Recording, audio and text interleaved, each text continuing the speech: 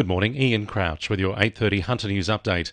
Police have arrested a 21-year-old man at a Morpeth cafe, charging him with a raft of property and traffic offences following a wild police pursuit through Lake Macquarie and Newcastle suburbs.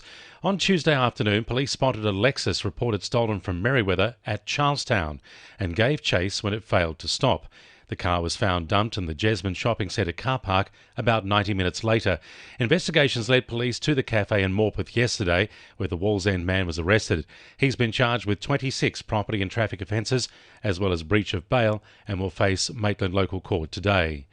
An elderly man has a date in court next month over a head-on smash at Saltash earlier this month, which left 6 people injured.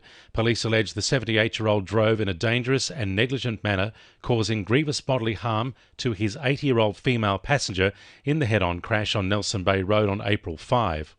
He was arrested yesterday after attending Newcastle Police Station and was granted conditional bail to face Raymond Terrace Court on May 23.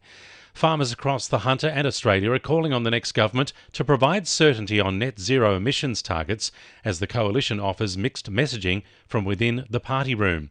There's concern a failure to stick to the 2050 goal could be devastating for agriculture and food production in the regions.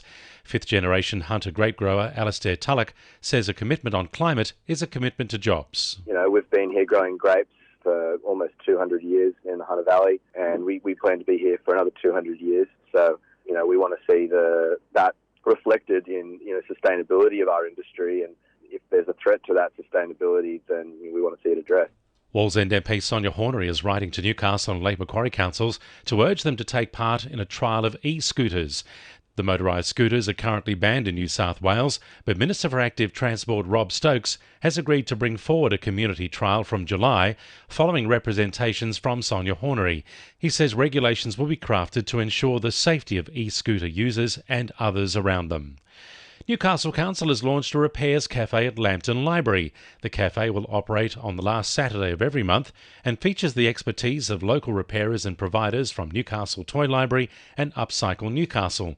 Councillor Margaret Wood says the cafe aims to reduce landfill by teaching people how to reuse broken or damaged items. Create a more sustainable community with a focus on recycling, repurposing, and helping the community really meet that unmet need and giving them the skills where they can sort of carry on doing some of these things at home. The Hunter Development Corporation is calling for expressions of interest to build on the last parcels of waterfront land at Honeysuckle. The 3 hectares of land are currently used as a COVID testing site. The corporation wants a true mixed-use development with commercial alongside residential, cultural, retail and hospitality areas complemented by open spaces. The best proposals will progress to a detailed design process before a winning bid is announced next year. Expressions of interest close on July 7. 2NURFM Sport. Jets coach Arthur Pappas is set to remain at the club until the end of the 2023-24 A-League season after signing a 12-month contract extension. Pappas has revitalised the side's attack in his debut season, with the club currently the third best offensive side in the competition. Meanwhile, young gun Riley Warland says the club hasn't given up hope of making a last-ditch run to the finals. The club is 8 points behind the 6th-placed Mariners and will need other results to go their way if they're to make the playoffs. Mathematically, we could, if we win and other teams drop points here and there, we could find ourselves 6th or something like that. So, we've got that in the back of our minds. The Knights are hoping back rower Brodie Jones will be given the all-clear to play in their clash with the Storm on Sunday. The 23-year-old hasn't trained with the club this week after hyperextending his elbow, but will be given until game day to prove his fitness. And Richmond Vale Greyhound trainer Jason Mackay says Zipping Maserati will need to start strong out of the boxes in tonight's $1 Million Chase semi-finals at Wentworth Park.